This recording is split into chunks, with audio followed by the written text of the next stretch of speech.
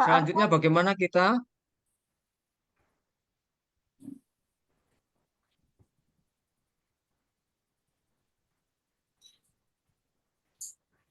Selamat pagi anak-anak. Selamat Selamat pagi. pagi, Bapak. Sehat semua hari ini? Sehat, Selamat pagi Pak Pak. Guru. Oke. Sehat, Pak. Sehat. Baik, anak, hari ini kita ketemu lagi dalam pembelajaran agama. Sebelum Bapak memulai, Bapak mau mengabsen dulu ya. Ya, Pak. Memastikan bahwa semua anak-anak sudah masuk di kelas. Takutnya Pak Afan kalau ada yang meninggalkan kelas tanpa izin, ya. Kuntum Sinu Haji. Hadir, Pak. Haryono. Pak. Haryono ada enggak ini Haryono? Haryono, diangkat tanganmu. Hadir Pak. Oh ya, Hadir. Antok ya. Ngemil dia. Hadir Pak. Mari Ya. Antoni. Hadir, Pak. Ratnawati. Hadir, Pak. Debide. Hadir, Pak. Eva Petro. Hadir, Pak. Baik, berarti hadir semua. Anak-anak, kita akan memulai pembelajaran kita hari ini dengan doa terlebih dahulu.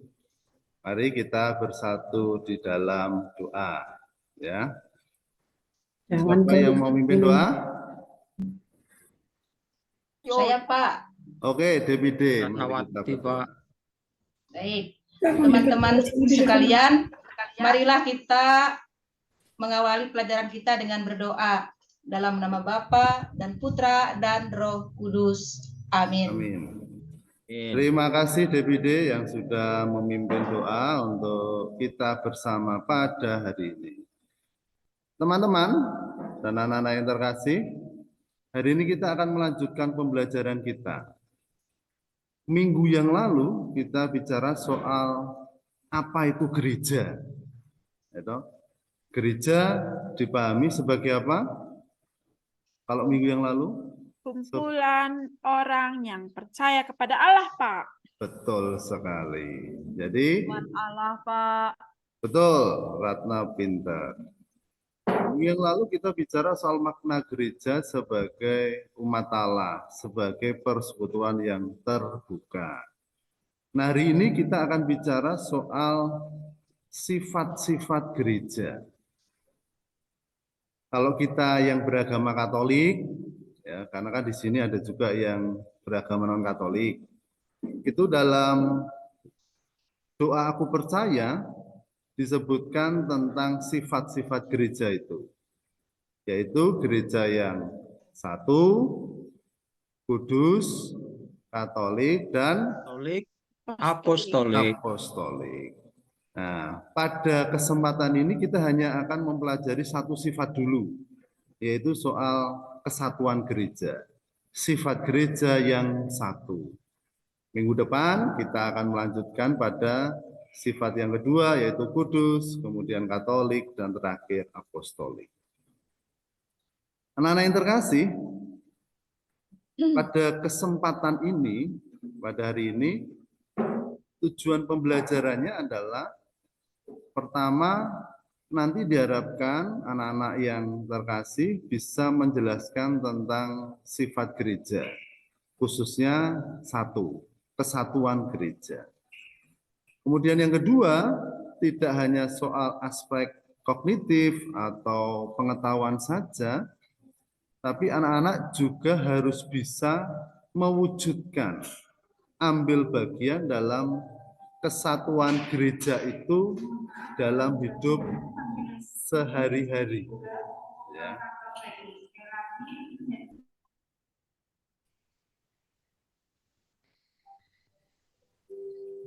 Dari tujuan ini kemudian kita akan melihat bahwa tujuan itu hanya akan bisa kita raih ketika kita satu nanti bisa mampu menyebutkan arti dan sifat dari gereja yang satu, kudus, Katolik, dan apostolik.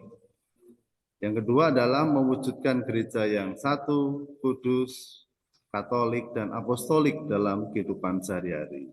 Tetapi sekali lagi anak-anak, fokus kita adalah pada sifat gereja yang satu dulu. Tuh. Sampai di sini dulu, paham ya arah pembelajaran kita? Paham, Iya, Pak. Pak. Oke, mantap. Ya, Sekarang Pak Afan bertanya. Eva, ini gambar apa ini Eva? Gereja, Pak. Gereja. Gereja itu apa? Gereja? Tempat beribadat, Pak. ya. Tempat beribadah. Pinter. Kalau ini kira-kira DPD ini menggambarkan apa? Menurut saya, Pak, itu menggambarkan sebuah kesatuan dari Kesatuan. orang-orang. Oke. Jadi kita melihat ya bagaimana ada tangan banyak orang saling terjalin satu sama lain. Nah, inilah yang akan kita pelajari anak-anak. Gereja itu sebagaimana yang sudah kita pelajari pada bab sebelumnya, tidak hanya melulu bicara soal bangunan seperti gambar pertama ini ya.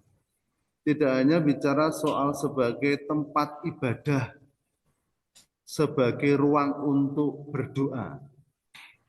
Tetapi gereja lebih jauh lagi akan kita dalami pada sifat-sifatnya yang menyatukan seluruh umat Allah.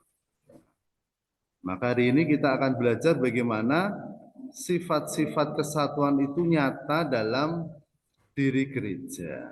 Nah, maka kita akan ambil pada poin pertama adalah soal sifat gereja yang satu. Nah, sekarang saya tanya, Ratna, kalau kamu melihat gambar ini kira-kira maksudnya apa ini? Maksudnya itu ialah kalau saya melihat Pak, gedung itu terbentuk menjadi satu, Ya, ya dari pondasi sampai ke atasnya. Nah, begitu juga dengan pemahaman saya mengenai sifat gereja yang satu itu Pak, yaitu kita satu iman, satu pengharapan, dan satu kasih Pak. Itu yang saya tahu Pak. Waduh, pintar sekali ini Ratna ini ya. Anak-anak, apa yang dikatakan Ratna itu betul sekali. Ini adalah gambar dari puzzle. Gambar puzzle gereja. Kenapa kok puzzle? Karena ini mau menunjukkan bahwa gereja itu dibentuk dari aneka macam latar belakang, orang, bangunan, dan lain sebagainya. Kita tentu punya latar belakang sebagai anggota gereja, punya latar belakang pekerjaan, ekonomi yang berbeda-beda. Tetapi di dalam gereja kita menjadi satu kesatuan. Maka digambarkan dengan sebuah gambar puzzle ya. Di anak-anak bisa menyadari bahwa masing-masing dari kita adalah anggota dan bagian dari gereja yang terikat satu sama lain. Biarkan aja. Baik, anak-anak, sekarang kita akan melihat ya. Ini ada satu teks atau satu cerita sekaligus menjadi bagian dari semangat kurikulum merdeka, yaitu berliterasi. Ya. Ini ada sebuah artikel kecil tentang bagaimana Paus Yohanes kedua pada waktu itu menggagas adanya Hari Kaum Muda Sedunia. Ya. Nah, silakan anak-anak membaca artikel ini, pendek, hanya satu paragraf. Silakan nanti bisa dibaca sebentar. Setelah itu nanti kita akan mendalami artikel ini dalam kelompok, ya. Jadi silakan nanti berdua-dua anak-anak bisa mendiskusikan artikel ini dengan pertanyaan-pertanyaan yang Bapak berikan. Oke, sekarang silakan dibaca dulu artikelnya. Setelah itu nanti kalau sudah selesai membaca, anak-anak bisa berdiskusi untuk menjawab pertanyaan yang Pak Afon siapkan. Gitu ya.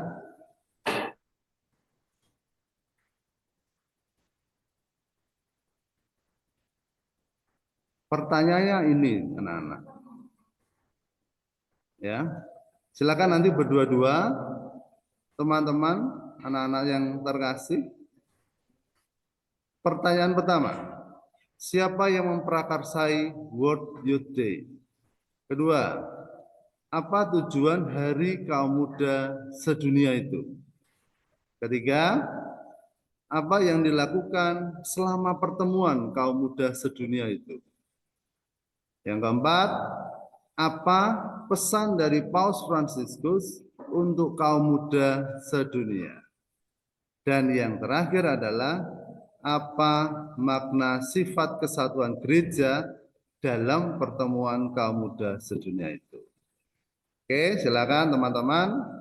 Berapa menit untuk diskusi? Nah, jam, Pak. Berapa? Setengah jam? 10 menit, Pak. 10 menit ya? Nah, oke, ya, silakan berdiskusi.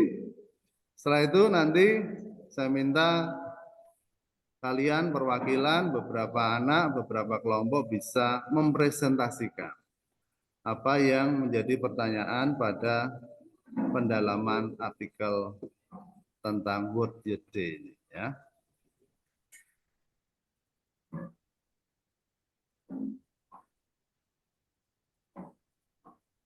Terima kasih teman-teman yang sudah mempresentasikan. Tadi dari presentasi beberapa teman kita bisa belajar beberapa poin anak-anak. Yang pertama, tadi sudah dikatakan oleh kelompoknya Mari Antoni bahwa World Youth Day itu digagas oleh Paus Yohanes Paulus II sejak tahun 1985. Kemudian kegiatan ini secara kontinu diselenggarakan, kegiatan yang sifatnya mendunia ini. Nah, apa yang dilakukan selama kegiatan ini? Tentu ada banyak hal yang dikerjakan. Dalam artikel itu dikatakan misalnya ada seminar, ada pertemuan katekese, ada juga penutupan dengan perayaan Ekaristi. Tetapi tidak hanya soal lingkungan gereja saja. Ternyata selama World Youth Day itu mereka juga diajak untuk keluar dari gereja untuk ngapain? Untuk melakukan pelayanan, untuk melihat masyarakat, untuk membantu masyarakat secara langsung.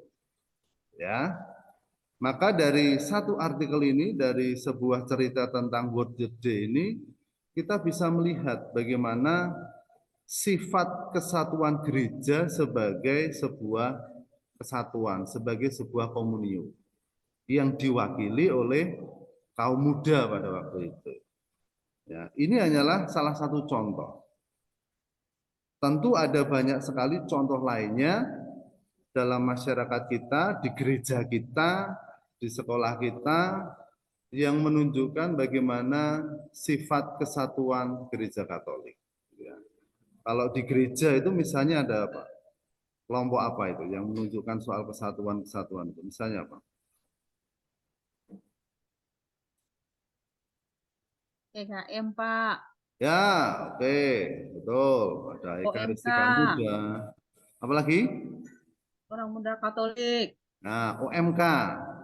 Ya, karena saya ikut di kegiatan itu, Pak. Wah, mantap. Kamu jadi pengurus, Ratna? Jadi anggota saja, Pak. Oke, bagus, bagus. Ya, jadi anak-anak kita bisa melihat dan menyadari betul bahwa kesatuan gereja itu nampak dalam kelompok-kelompok kecil, kelompok komunitas basis gitu ya, komunio, yang menunjukkan bagaimana sungguh gereja mempunyai kesatuan meskipun dalam wujud kelompok-kelompok kecil. Nah, anak-anak kita akan masuk pada bagian inti dari pembelajaran kita. Kita akan belajar dari kitab suci. Kalau tadi kita belajar dari sebuah peristiwa sejarah yang dimulai tahun 1985, Hari ini kita akan belajar dari kitab suci. Dari Injil Matius bab 16 ayat 16 sampai 19. Siapa yang membaca atau bergantian ya per ayat ya dibaca ya, biasanya bergantian ini. Ya, Pak. Ayat 16 nanti dibaca Eva. Ayat 17 dibaca Untung. Ya, Pak. Ayat 18 dibaca DPD. Kemudian ayat 19 dibaca Haryono. Baik, kita akan membaca firman Tuhan, maka kita siapkan diri kita siapkan hati kita. Supaya apa ya? Supaya kita menaruh sikap hormat kepada sabda Tuhan yang akan kita baca. Ya. Semoga Tuhan beserta kita Sekarang Sekarang dan selama-lamanya. Inilah Namanya. Injil suci menurut Matius. Dimuliakanlah Tuhan. Silakan. Maka jawab Simon Petrus, "Engkau adalah Mesias, Anak Allah yang hidup." kata Yesus kepadanya, "Berbahagialah engkau, Simon bin Yunus, sebab bukan manusia yang menyatakan itu kepadamu, melainkan Bapa-Ku yang di sorga. Dan aku pun berkata kepadamu, engkau adalah Petrus, dan di atas batu karang ini aku akan mendirikan jemaatku, dan alam maut tidak akan menguasainya."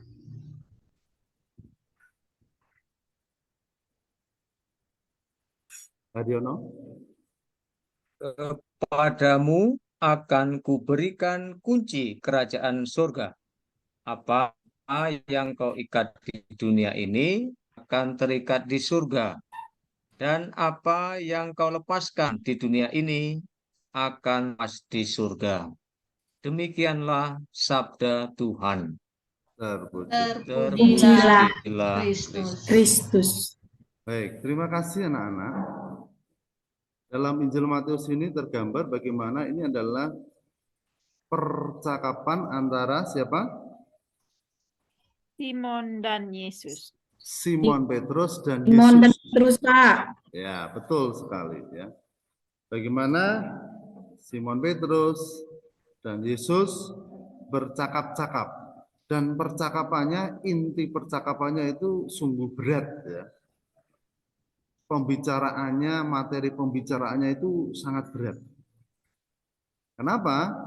Karena di situ khususnya di ayat 18 itu Yesus mengatakan kepada Petrus tentang bagaimana Simon itu akan menjadi batu penjuru. Artinya di atas batu karang ini Yesus menyerahkan jemaat, kelanjutan dari seluruh karyanya kepada Simon Petrus. Lebih dahsyat lagi di ayat 19, karena Simon Petrus diberi kunci kerajaan surga. Coba bayangkan, kita bisa membayangkan bahwa Petrus diberikan kepercayaan yang begitu besar kepada Yesus, Yesus memberi kepercayaan yang begitu besar kepada Simon Petrus. Ya. Nah, mari kita berdiskusi teman-teman.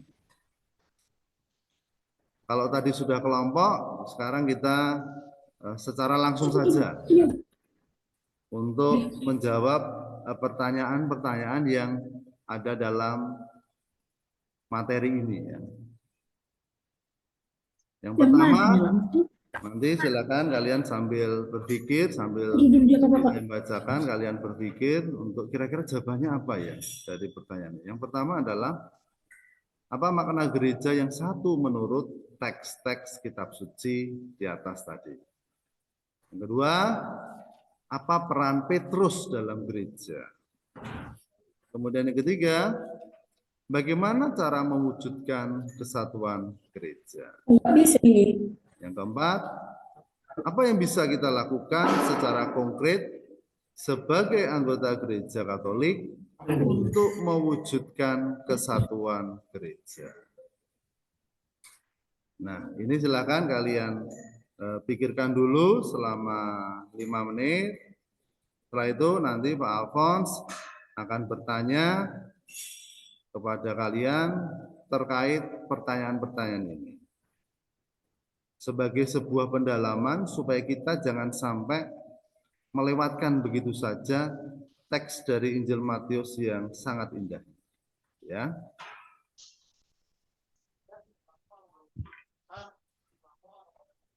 Nggak ada lagi dokumennya itu di sini. Dari apa yang sudah kalian jawab tadi, Makanya dekat-dekat kau. kita bisa memberikan catatan ya tentang sifat gereja yang satu itu. Ya. Secara iman dalam ajaran gereja Katolik, kita tahu bahwa gereja yang satu itu menjadi sebuah wujud dari kehendak tunggal Allah melalui Yesus Kristus untuk menyelamatkan manusia. Kata satu itu menjadi penting. Karena dalam gereja Katolik, kita hanya percaya dan memiliki satu Injil, satu cara baptisan, dan satu kepemimpinan atau hierarki kalau dalam gereja Katolik. Ya. Sedangkan menurut Katekismus Gereja Katolik, kita juga mengetahui sebetulnya halnya sama. Kata satu itu mau menunjuk pada apa? Satu asalnya, satu pendirinya, dan satu jiwanya. Maka kata satu ini menjadi kata yang pertama dipakai untuk menegaskan dan menjelaskan sifat-sifat gereja sebelum pada 3 sifat gereja yang lainnya tadi. Kudus, Katolik, dan Apostolik. Karena kita mau menyadari betul bahwa bagaimana gereja itu pertama-tama harus dipahami sebagai wujud karya keselamatan Allah bagi umat manusia.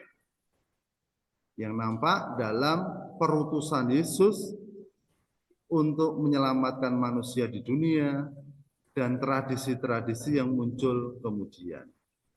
Misalnya baptisan, kemudian melalui hierarki, dan lain sebagainya. Nah, tadi di pertanyaan keempat, kita juga melihat bagaimana usaha gereja untuk mewujudkan kesatuannya. Nah, di situ Pak Afon beri contoh misalnya, nampak dalam doa aku percaya, nampak ketika kita beribadah bersama. Saya tanya dulu, setiap minggu ke gereja enggak ini kalian? Ke gereja, Pak. Ke gereja, Pak. Katolik ke gereja ya? Iya. Ada yang minggu kemarin tidak ke gereja? Tidak ada, Pak. Tidak ada ya, aman ya? Aman, Pak. Saya ikut misa sore, Pak. Waduh, siap. Kita bisa melihat ya anak-anak bagaimana perayaan ibadah, perayaan Ekaristi itu menjadi wujud kesatuan gereja. Ya, dan tentu juga sakramen-sakramen lainnya. Dan nanti kita juga akan melihat bagaimana hierarki itu tata kepemimpinan gereja. Bagi kalian yang Kristen, ini yang salah satu yang membedakan antara gereja Kristen sama gereja Katolik ya. Bahwa gereja Katolik punya hierarki, sementara gereja Kristen memang tidak mempunyai kekasannya. Nah, kalau dalam kehidupan sehari-hari tentu semangat kesatuan itu nampak dalam bagaimana kita menghayati hidup perilaku kita dengan sikap mau mengampuni. Karena kalau kita mau mengampuni berarti kita mau untuk memaafkan, mau untuk menerima kembali mereka yang sudah menyakiti kita. Sehingga kita tetap dalam kesatuan, kita tidak terpisahkan. Dan juga sikap saling menghormati.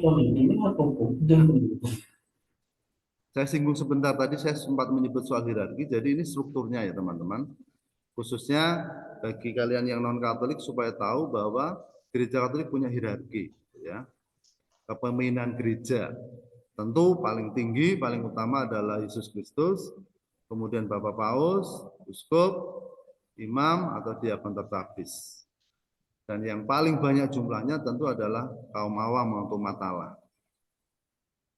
Nah, ini juga yang sebetulnya kemarin, minggu yang lalu kita sudah pelajari. Bahwa hierarki gereja tidak lagi piramidal, tetapi dalam bentuk lingkaran. Kristus sebagai pusatnya dan kita sebagai umat dan anggota-anggota gereja lainnya yang mengelilingi Yesus Kristus itu sendiri. Oke teman-teman, hari ini kita sudah sampai pada pemahaman bersama tentang gereja yang satu. Maka apa kesimpulan yang bisa kita lihat? Kesimpulannya adalah bahwa gereja itu satu karena satu dalam imam, satu dalam baptisan, satu dalam ekaristi, dan kepemimpinan di seluruh dunia. Maka tugas kita adalah menjaga kesatuan itu. Jangan sampai kita dicerai-beraikan, padahal kita adalah satu gereja. Ya. Maka menjadi sebuah refleksi bagi kita. Nah, ini refleksi ini silakan nanti dibuat menjadi tugas kalian, ya. Nanti silakan ditulis di sebuah kertas, bisa dihias, bisa diwarnai, terserah kreativitas kalian. Apa yang perlu kalian refleksikan? Yang perlu kalian refleksikan adalah usaha-usaha apa yang bisa saya lakukan untuk menguatkan kesatuan, persatuan di lingkungan atau di kelompok saya, misalnya kalau tadi OMK, atau kalau kalian ikut misdinar, kalau masih ikut misdinar ya seperti apa, serta di lingkungan paroki kalau kalian aktif di paroki. Ya. Sementara bagi kalian yang beragama non-Katolik, kalian juga harus merefleksikan kira-kira sesuai dengan agama saya, hal-hal apa yang bisa saya lakukan ya, untuk semakin menyatukan diri saya dengan umat dalam agama saya. Kalau Kristen ya berarti jemaat saya, kalau yang Muslim, yang Islam ya dalam jemaat atau umat Muslim. Bagaimana usaha saya untuk membangun kesatuan itu. Sekali lagi, silakan tugas ini nanti bisa dikerjakan di rumah. Kemudian minggu depan akan kita pilih ya beberapa anak untuk menyampaikan dan karya kalian nanti akan kita tempel di papan belakang itu ya. Di papan dinding itu supaya nanti bisa setiap anak sewaktu-waktu bisa membaca hasil refleksi dari kalian masing-masing tentang upaya untuk membangun kesatuan secara khusus di lingkungan kehidupan kita beragama masing-masing, komunitas-komunitas kita. Sampai sini ada yang mau ditanyakan? Cukup jelas, Pak. Cukup ya? Tugasnya jelas ya? Ya, Pak. Jelas, Pak. Baik, anak-anak, karena materi sudah kami sampaikan, kemudian juga refleksi tugas sudah kalian pahami, maka kita akan menutup pembelajaran kita dengan doa bersama. Ya. Sebelum berdoa, jangan lupa minggu depan kita akan masuk pada sifat yang kedua, sifat gereja yang kedua yaitu kudus. Materi bisa kalian baca terlebih dahulu supaya nanti kalian ketika belajar tentang sifat gereja yang kedua yaitu gereja yang kudus itu kalian sudah punya gambaran, oh kudus itu maksudnya ini. Gitu ya. Oke, mari kita siapkan hati kita. Kita tutup pembelajaran kita pada pagi hari ini dengan berdoa. Kita mulai dengan tanda kemenangan Kristus. Dalam nama Bapa dan Putra dan Roh Kudus. Amin. Terima kasih.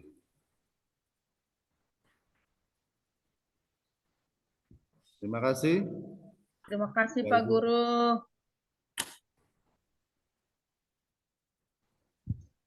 Silakan dikasih masukan. Oh, baik, karena ini saya yang bertugas untuk mengomentari ya.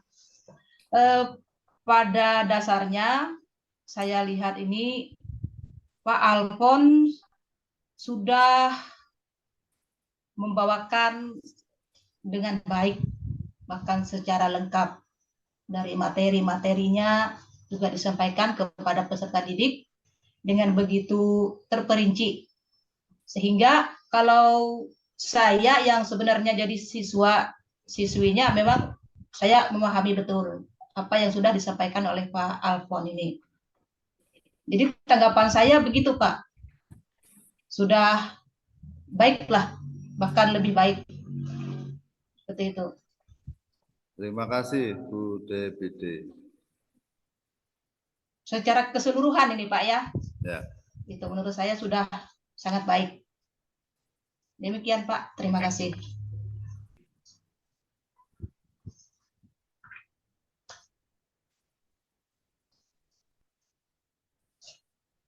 Ada lagi Bapak Ibu? Atau ada lagi yang mau menambahkan?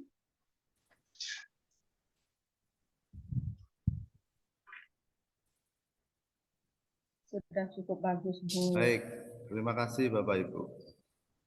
Baik.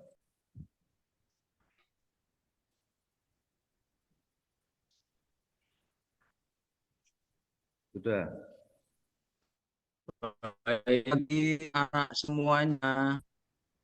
Pagi, Pagi, Pak. Pak. Wah, ini kok semuanya kurang ya. Belum sarap dari